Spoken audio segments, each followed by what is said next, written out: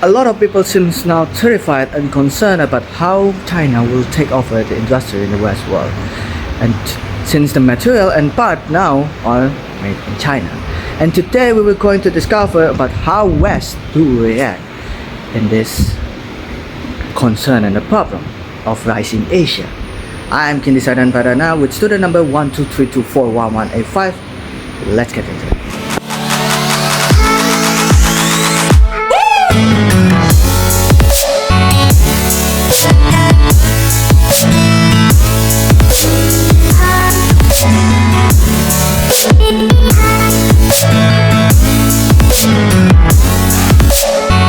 Okay, so I was really after watching this video about how the West can adapt to the rising Asia by Kishore Mahbubani. Kishore Mahbubani was a Singaporean.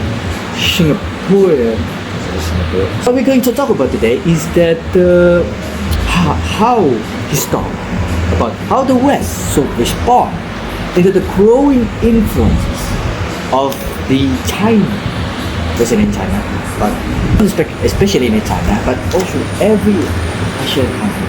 So how the West should respond to the influences of Asian countries, especially the China and India, because the China and India were the ones that hold the biggest economies nowadays. So yeah. Before we go step deeper, before we go down deeper, let's go first with the trying to see the historical context. Okay, so from the historical context, the few that has been said that when I look at the data, I was interested shockingly that in the year between year 1 and the year 1800, the one will hold the biggest economics in the global era. In the global, according to GDP country, is that there are two countries. That is China and India will hold the biggest economies in the world. And this is an interesting subject because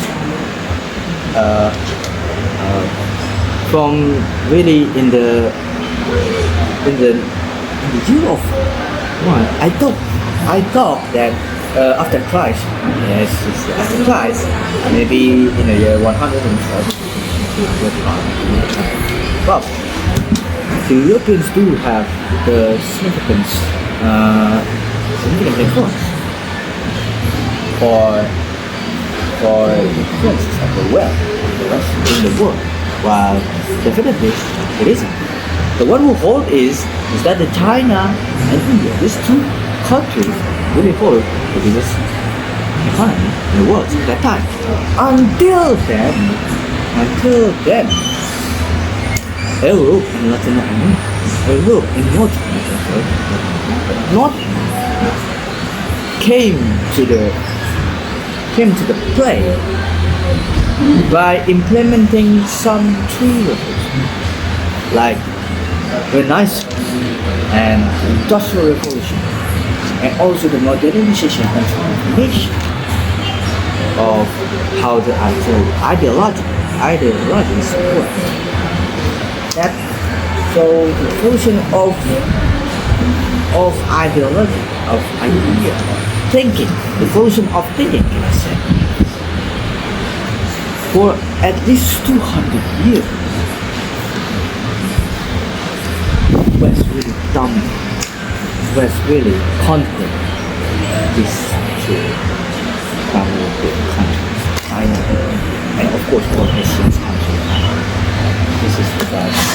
If you see in the within historical context, everything comes within 1,800 to 2,000 era.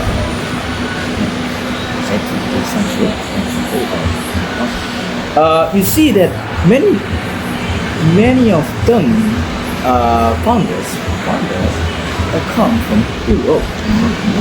Let's just say that the founders of land come from West. It says the founders of train come from West. And ideology, communism, capitalism, come from West. So in this era, two West side with science beyond the Asian cultures. This then lasts long until the West. Why do West come back to slave? You might ask me. So I will do that in a minute. So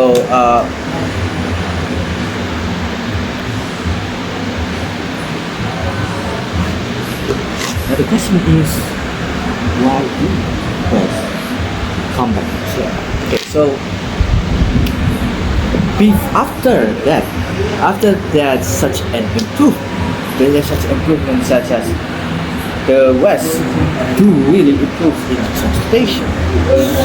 They do the modernization and transformation, and then they share the knowledge to the other world, and they also do everything. They do for almost all improvement, and after that, the West thinks that we already had enough. This is really said in the essay said by Francis Fukuyama, and it's been told by Francis Fukuyama. He said in the video, Francis Fukuyama essay. This is essay is it's a long time for essay. It's a very complicated essay, but some of them really interpreted in the wrong way, interpreted in a very simple way. They interpret it like this: we are the part of liberal democracy. Liberal democracy and democracy is liberal, and so we don't need to. We're already far ahead, beyond the other countries. It should be the other countries that need to adapt, not us, because we are already in ahead. So it is fine. Everything is fine for us to not go because what we really need to improve. This is why West come back to slip, and then this then become such really shows destruction. And this has become the point of the Asia come back to rise because of that knowledge that has been said by the West, and also the West that do really often have about the adaptation of the technology and transformation, therefore giving the Asia chance to rise beyond. This is also has been caused by the West only focuses on the conflict, especially in the Middle East. This is why West going back. West only focusing on conflict. It's really became out after the Cold War. The Cold War really makes the West very angry because very angry, just like it's shown in the essay. So this is that.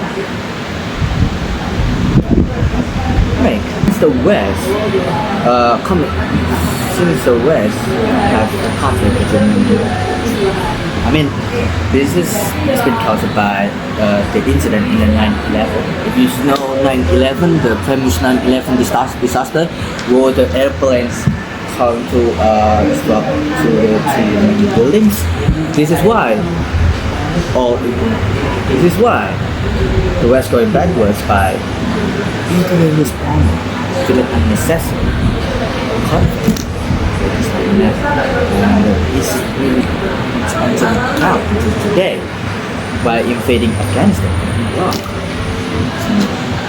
And also, like, for example, they invading Palestine and also starting a war, World War III. By West doing these unnecessary things, then it goes backwards. That's why West failed in responding to adapt to the rising Asia. This is a strategy that he really should consider, West should consider the thing about. The West should stop interfering too much with the country's affair. What this means is that the West should stop contributing in the conflict, especially in the Islamic world. I mean, this prolonged revenge really has to stop. It's absolutely not set to make this really a conflict and war to the Islamic world. This thing has to stop because it has absolutely make no sense about the future of the West when they contribute to this war. Number two is the West should work together with the rest of the world. This is called to simply means that some countries need to work together with the rest of the world so that they can improve. Otherwise, they cannot improve because some problem need to solve by other people.